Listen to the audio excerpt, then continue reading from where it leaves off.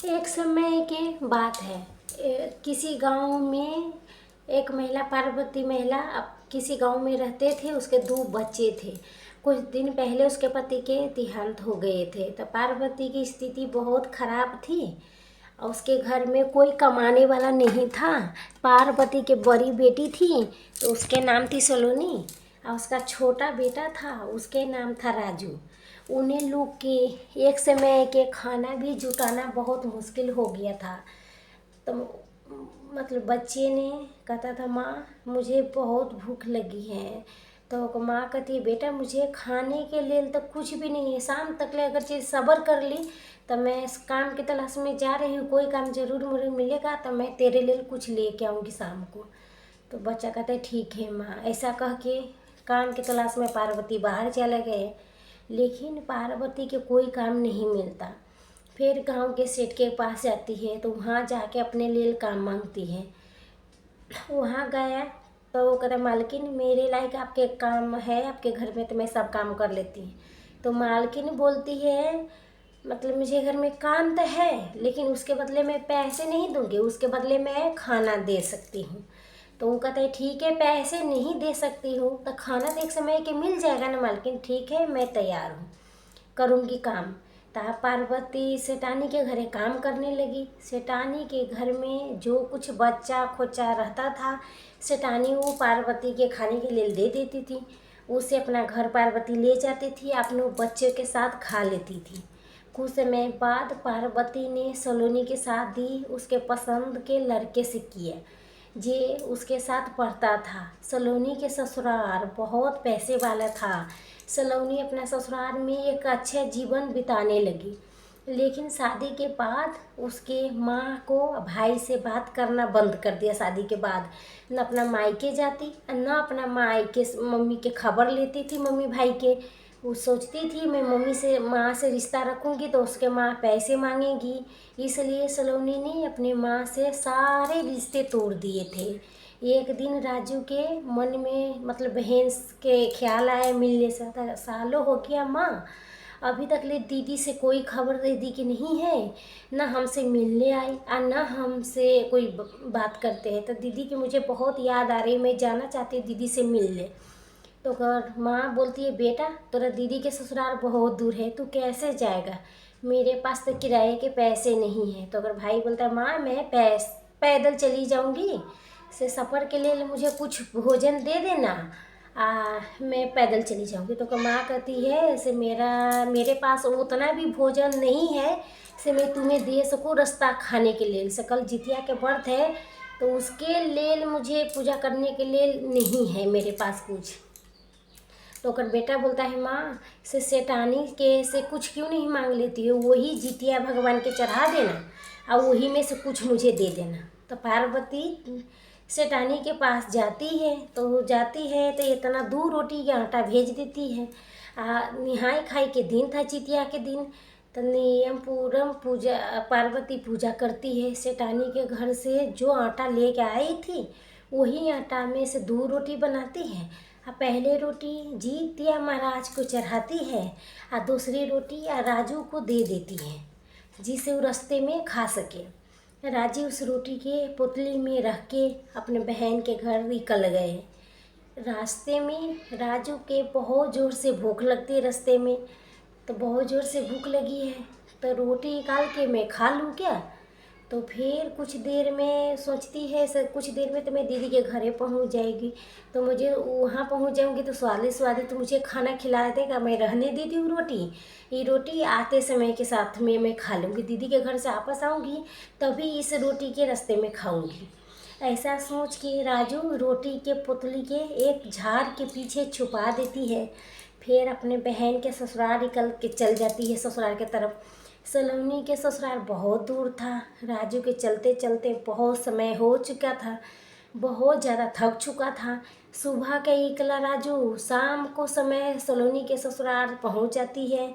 सलोनी अपना घर के बाहर खड़ी रहती थी, तभी उसके नज़र अपने भाई पर पड़ती है सलोनी के।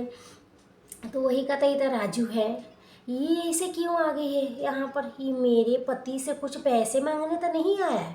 वो ऐसे सलोनी बोलती है, वो भी मेरे पति भोले भाले है, तुरंत पैसे दे देगा। ये घर में घुस गया तो परेशानी हो जाएगी, ऐसे घर के बाहर ही रुकना पड़ेगा। राजू, तू यहाँ क्यों आया? तो आपसे मिलने आई है दीदी से, मुझे माँ के बहुत याद आती थी। तो शादी के बाद ना आप आई नहीं, ना आपने हाल चाल पूछा, तो इसलिए मैं आ गई हूँ। ठीक हो ना दीदी? तो कहते हैं हाँ मैं ठीक हूँ। तो यहाँ ज़्यादा तक मत रुक, चला जा यहाँ से। तेरे जीजा ने बहुत गुस्से वाले हैं, ऐसे तुझे देख लिया तो बहुत मारेंगे, तू जा यहाँ से। अभी तक तो कहता दीदी मैं अच्छे से मिला ही नहीं, आप जाने के लिए कर रही हो? अपने ससुराल वाले से मुझे मिला तो दो। नहीं नहीं, मैं बहुत खड़ूस है, मैं तुझे देख लेंगे तो गुस्सा करेंगे, तू जा ना। दीदी तुम बहुत ज़ोर से भूख लगी है, कुछ खाना खिला दो।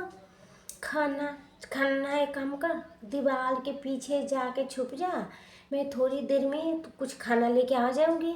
तो दीवार से बाहर मत निकलना, किसी उस दीवार के किसी के देखना नहीं, दीवार के पीछे छुप जाओ। राजू जाके दीवार के पीछे छुप गई, अपना दीदी के इंतज़ार करने लगता है।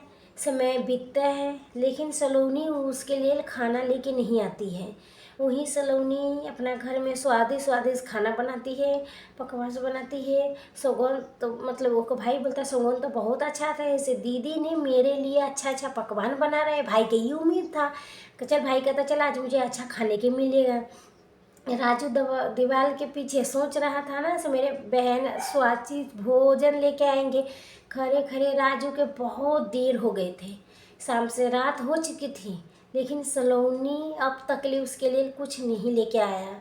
बहुत इंतजार के बाद सलोनी एक कटोरा दूध लेके राजू के पास आती है। ले राजू दूध पी ले। दीदी इसमें तो मक्खी गिरी है, इस दूध के मैं कैसे पीऊँ?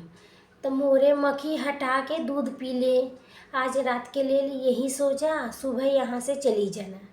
दीदी आप बदल चुके हैं, घर में अपने लिए पकवान बना रही थी, अब मुझे मक्खियों से भरा दूध दे दिया, क्या करूं?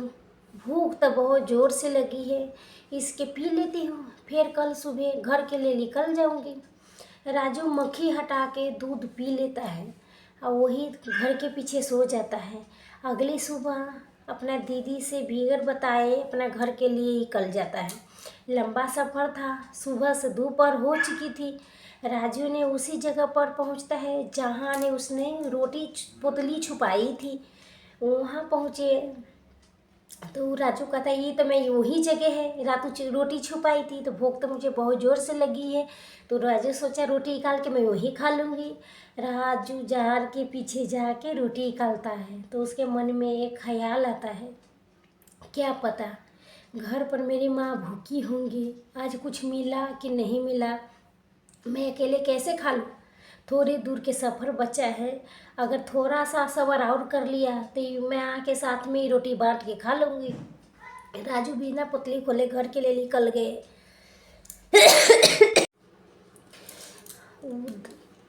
राजू रोटी नहीं निकाला, घरे ले गया, घरे का तो खाऊंगी जाके, झाड़ू उसमें से पुतली निकालता है। और जब भी उसके मन में एक ख्याल आता है, क्या पता माँ ने भूखी होंगी घर पर, आज कुछ मिला कि नहीं मिला, मैं अकेले कैसे खा लूँ?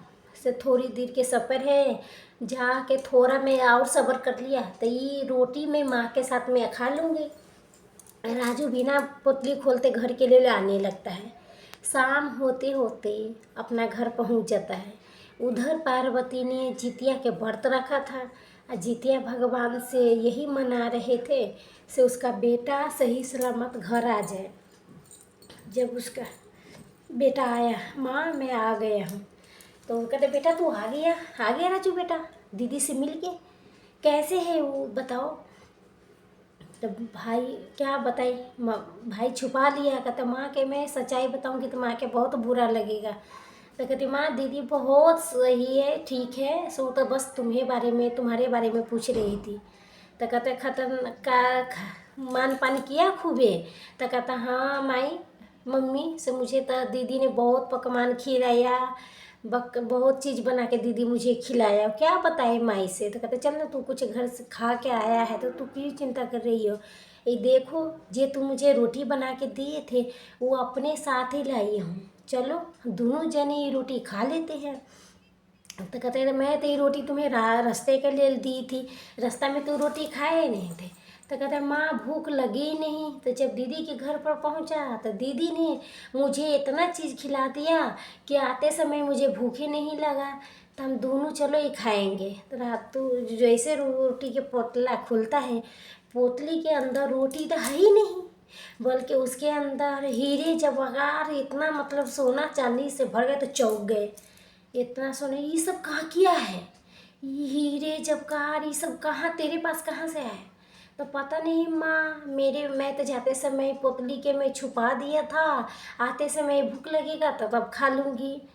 तो वो कहता है माँ, कहता है बेटा मैं समझ गई सब जितिया भगवान के कि मतलब उसी की कृपा है, मेरा व्रत सफल हो गया, ये वो उसी की कृपा है। तो सोने चांदी रोटी सोने चांदी में बदल गई। सोने चांदी के बेच के अपने बेटे के लिए एक सोनार के दुकान खोलती है। जितिया महाराज के कृपा से कुछ ही दिन में उसका दुकान खूब चलने लगती है। देखते देखते पार्वती के घर धन दौलत से भर जाती है। कुछ पैसे जोड़ के पार्वती अपने लिए एक बहुत सा घर बनाती है। कुछ पैसे जोड़ के पूजा का आयोग करती है। तो उस सलोनी के भी उसमें बुलाती है। घर प्रवेश में सलोनी अपना पति पंकज के साथ आती है। अपने मायके के चक्का दे के, घर द्वार दे के, पैसे दे के चौंक जाती है और उसका अपना किए पर बहुत पछतावा होती है। तो फिर अपने किए के लिए अपने माँ से अपने भाई से माफ़ी मांगते हैं और दोनों से माफ़ कर देती है। जितिया महाराज के कृपा से पार्वती के जीवन एकदम खुशहाली से बीतने लगी है। अब देखिए पसंद आएगा तो लाइक शेयर जरूर करना है।